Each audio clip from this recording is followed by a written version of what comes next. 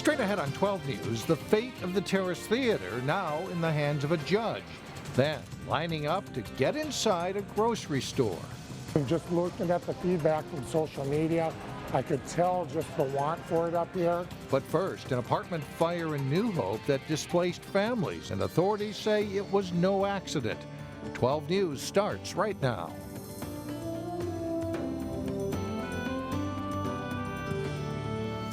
Hello everyone, and thanks for joining us. Investigators now say a New Hope apartment fire late Tuesday night is a case of arson. No one was injured in the fire, but a $2,500 reward is being offered for information on who set the fire.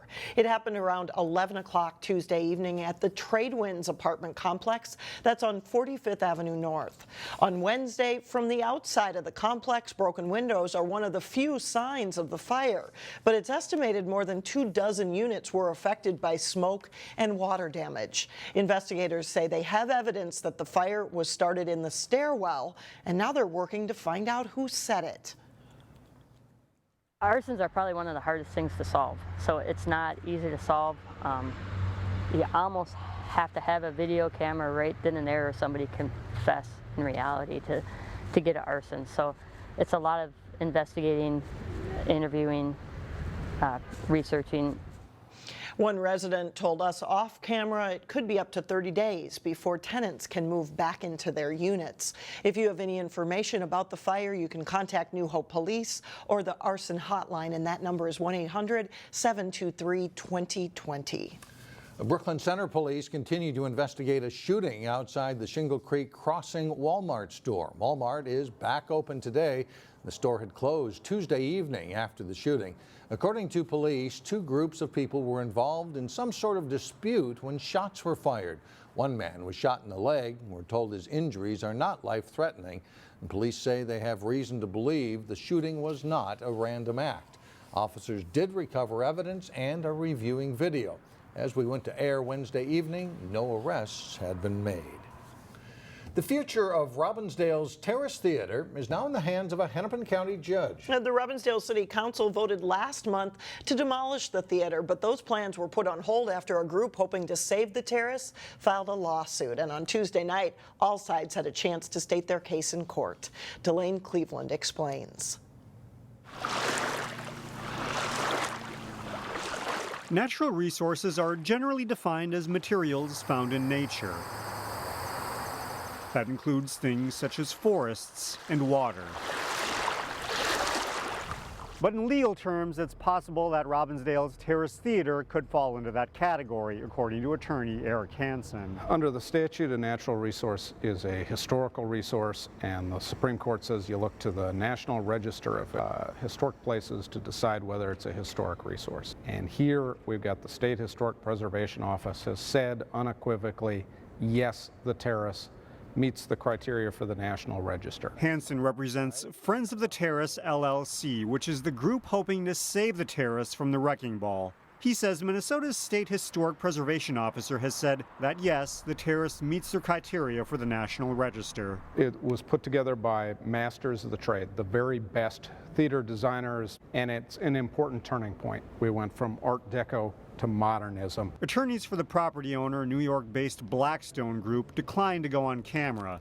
But in court, they argued that nobody has offered to buy the terrace or come up with a viable use for the theater in the 17 years since it closed. They raised concerns about the deteriorated state of the interior, and they also questioned the opinion of just one historian referring to the theater as a master. Meanwhile, city officials can only sit back and wait. It's a little nerve-wracking because you really don't know what to expect, but from what I know at this point, the case has been made on both sides, and the judge should rule hopefully by the end of the week or within the next few days. Regardless of how the judge rules, Hansen thinks the hearing went well. I feel really good about this one. I really do think the law and the facts are on our side, and I'm really optimistic for a positive outcome. Delane Cleveland, 12 News.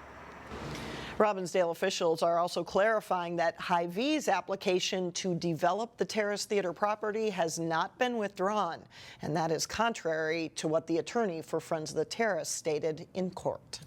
A case of campaign sign vandalism is going on in Plymouth, and a state representative wants it stopped. About 20 signs for Representative Sarah Anderson were defaced along Rockford Road, and several more signs were either removed or tampered with in other areas of Plymouth. It is, of course, illegal to damage campaign signs, and violators can be charged with damage to property. It was really jarring, quite honestly. I was extremely disappointed. Anytime you see vandalism anywhere, it's, disappointing for anybody in the community. And then to see how many that they did, I just think that there are better ways to express your political views than destroying somebody else's property. Anderson is the Republican incumbent running for House District 44A. She is running against DFLer Ginny Cleavorn. Residents in Plymouth now have a new place to get groceries. Fresh Thyme Farmers Market opened its doors at 7 o'clock Wednesday morning, but folks were already lined up at 3 a.m. The first 250 customers received one free bag of groceries. The store was packed as customers made their way through the aisles. Fresh Thyme specializes in locally grown produce and offers other healthy organic products. We like to have a look at ourselves as an indoor farmers market where people like to go out on the weekends. We brought that farmers market feeling into a neighborhood store so you can come to it every day. Fresh Thyme's website lists 48 stores throughout the Midwest, and that includes 5 now in the Minneapolis-St. Paul metro area. It was dubbed Plymouth's best spot for craft beer and football. Now, after 15 years in business, Old Chicago is closing its Plymouth location off Vicksburg Lane. Closure is expected to happen on Saturday. The Minneapolis-St. Paul Business Journal reports that Old Chicago's lease was up and the restaurant chain could not work out an agreement on an extension with the landlord. The Business Journal also reports a new tenant has signed a lease, but the leasing agent wouldn't identify it. Old Chicago employees will be given the option to transfer to the 4 remaining Twin Cities locations. And a new restaurant is opening soon in Plymouth off I-494 and Highway 55. Okinawa Restaurant, specializing in Japanese cuisine, is expected to open in mid-October. The owners are remodeling a site that was previously Kirin Buffet, which was open for about a year. Well, coming up, cutting costs to help kids play hockey. We'll explain next in Money Saver. And then a little bit later in sports, Hopkins and Wayzata battle to the end in a matchup of top 5 teams in volleyball. But first, the clouds increase Thursday with a chance for heavy showers late.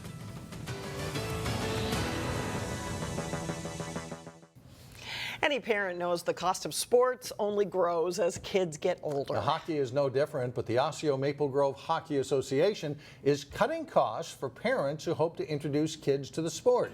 12 News reporter Shannon Slatton explains in today's Money Savers. It's sometimes a 2-person job to suit up a kid and get them ready for the ice. But once out there, this is our new skills group. Skaters are on their own. These are some of Maple Grove and Osceo's beginning skaters. We've got 4-year-olds all the way up to 8, 9-year-olds. More than 1,000 kids skate with the Osseo Maple Grove Hockey Association each year. There's a lot more competition to get a girl out on the ice than there is to get the boys. Only 3 years ago, there were only 60 girls in the preschool to 3rd grade level signed up. We tried to figure out what ideas we could have to make it more affordable for the girls and attract more girls. For girls, you're competing with dance, you're competing with gymnastics. So the association started offering free registration for all girls and first-time families, plus a $100 voucher to spend on equipment.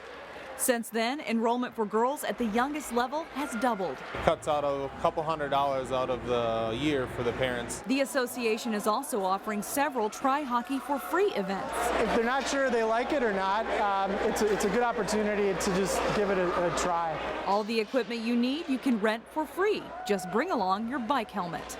Volunteers hope it's the experience kids need to hook them on hockey. My biggest enjoyment is watching the girls or any skater when they come out here for Try Hockey for Free and they can't stand up, and then by December they're flying around the ice. In Maple Grove, Shannon Slatton, 12 News. There is a Try Hockey for Free event this Saturday at Maple Grove Ice Arena from 12:15 to 1:45. It's one of the biggest events. Even Goldie the Gopher will be there. Coming up, an annual tradition continues to blossom in Brooklyn Park. But first, we hear from two Champlain Park basketball stars about their college choices. John Jacobson has that and more coming up next in sports. Well, two very good high school basketball players going to take the next step, moving on to two very good college programs. And both of them said, it's kind of a relief for them to get this out of the way. High school practice, will start in a couple of months, and they're expecting a big year at Champlain Park. They have been two of the top basketball recruits from the class of 2017 now for a couple of years. Champlain Park's Theo John and McKinley Wright have now announced their college choices. Before family and friends Tuesday afternoon at Champlain Park High School, the two seniors hosted a ceremony to make their schools public. John is a post player and Wright a guard. Both received multiple offers.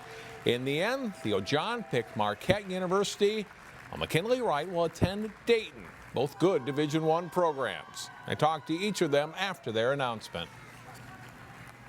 It's a huge weight off my chest to finally know where I'm going to be attending college. I feel like Marquette is the best opportunity for me, both academically and basketball-wise. Love their coaching staff. Had a very tough decision. What factors went into your decision? What were you looking for program-wise or school-wise? I'm just looking for relationship with coaches was huge for me. Relationship with both the head and assistant coach. Academics, I really want to push myself off the court. Development is huge for me because I'm not only trying to be successful at the college level, but I would hope to be able to play after that. So development and a chance to play right away. I don't want to go redshirt or sit on the bench. I want to go to a place that will accept me for who I am and develop me and help me grow. So. I know Minnesota was a school that really wanted you. Was that a tough decision to say no to them? Minnesota, it's home. It's a great program. Patino and them are really changing things around. I feel like they're going to be very good in the next few years. And again, I have a lot of respect for what they're doing. I just feel like Marquette was a better option for me. It was a very huge decision for me. It was hard. I spent nights. I woke up, in the middle of the night, thinking about this. I'm blessed to be in this position to attend Dayton. It's a dream come true. What did you like about the Dayton Flyers program? It's a great program. They go to the tournament. They've been to the NCAA tournament like the last 5 years in a row, so that's something I obviously want to be a part about, playing in March Madness. They give me a great opportunity. I'm going to come in and play right away as a freshman, 20-plus minutes a game, so that's huge for me and my family. For you, what was the recruiting process like? Was it a grind? Was it fun? A little bit of both? It was stressful at times, but, I enjoyed it. It was fun. I'm blessed from the man up above to be in this position, so it was fun. On to your senior year here at Champlain Park, what does that mean to you now that you can kind of focus just on high school basketball in your last year with the Rebels? It's a little stress. It's a stress reliever. Stress coming off me. We're going to do our best to win a state championship. That's something we've been dreaming of like the last 4 years. We had a run. We fell short. We're undefeated to that season, but we still remember that. We still remember that night like it was yesterday. So we're going to do our best to win this year. Now to volleyball, where old rivals Hopkins and Wayzata have strong teams this season. They met up in a top 5 matchup as number 4 Wayzata hosted number 5 Hopkins in their late conference opener. Wayzata closes the first set strong. Off the Royal serve, Kate Berg pounds it off the blockers. The Trojans win it 25-21.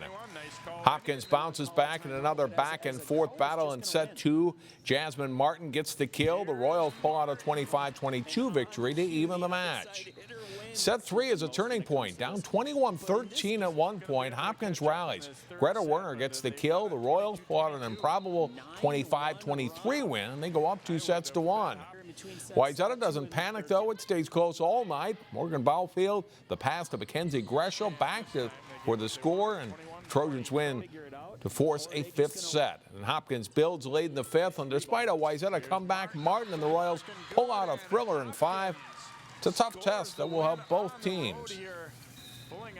It's huge. I think both of our teams are going to go really far in the year this year and probably the state tournament, and I think it was good being able to get a good fight like that. Hopkins and Wayzata are also off to good starts in girls soccer. The Royals and Trojans played a key early season late conference match Tuesday evening. Good scoring chance for the Royals early. Isabel Olsen's crossing pass redirected. But Wayzata's McKenna Stoner there to make the save. Late first half fight for the ball, and it finds the foot of Lily Gilbertson of Wayzata. She buries it for a 1-0 Trojans lead. Hopkins gets a few scoring chances in the second half, but Stoner is solid in that. Wayzata wins 1-0. They are now 6-0 on the season. And that's a look at sports for today. All right, thanks a lot, John. In Local Vote 2016, we hear from the candidates running for state representative in parts of Maple Grove and Osseo. Republican Dennis Smith is going for his second term in office in District 34B. He faces DFL challenger Kristen Bonner, who works as a project manager. Hello, I'm Dennis Smith, your state representative serving Maple Grove and Osseo. For the past 2 years, it's been an honor to represent you in the State House of Representatives. My wife Sandra and I, along with our 2 children, have called Maple Grove our home for 22 years, and I can't imagine a better community to live in. I've been going door to door, talking to our neighbors about what's important to them and asking for their support for my reelection. I'd like to continue to serve as your state representative, to make sure our schools remain strong and our children are successful, to reform our healthcare system and find solutions that benefit all families, and to get government out of the way to ensure Minnesota is a state with good jobs and good wages. Please visit my website at dennissmith.org and learn more about my campaign. I respectfully ask for your vote. I'm Kristen Bonner. I'm running for the Minnesota House of Representatives for Maple Grove and Osseo. My mission is simple. I have a plan to do some good things for my friends and neighbors. I've spent my career coaching teams on how to work together to achieve better solutions and get the job done. We need more of that in our state legislature. It's time to get beyond the gridlock, work across the aisle, and get down to business. We all want the same things, from a good education for our children, clean air and water, safe roads and bridges, and a robust local businesses that create jobs. That's why our communities deserve someone who will work together to get the job done. I'm Kristen Bonner, and on November 8th, I'll get to work for you. Thursday on 12 News, it's a rematch between 2 candidates vying to represent parts of Crystal and New Hope in the State House of Representatives, and we will hear from both. Up next, the benefits of summertime gardening. And one of them, your picture on Channel 12. We'll be right back. Finally, a view of Brooklyn Park that has blossomed into an annual tradition. The Brooklyn Park City Council recognized winners of its Summer Blossom Garden Awards, and that includes Carol Carley, the grand prize winner for the single-family home category. Other winners include Tony and Pat Bianco for the grand townhome category, and Jamie and Jordan Leopold for the grand commercial category at their Mississippi Gardens Event Center. You will soon be able to see all the winners on Brooklyn Park's website. Incentive for taking good pictures, right? And growing good gardens, too. They all look so good, don't they? That does it for us. Thanks so much for joining us. And we will see you back here again Thursday starting at 4.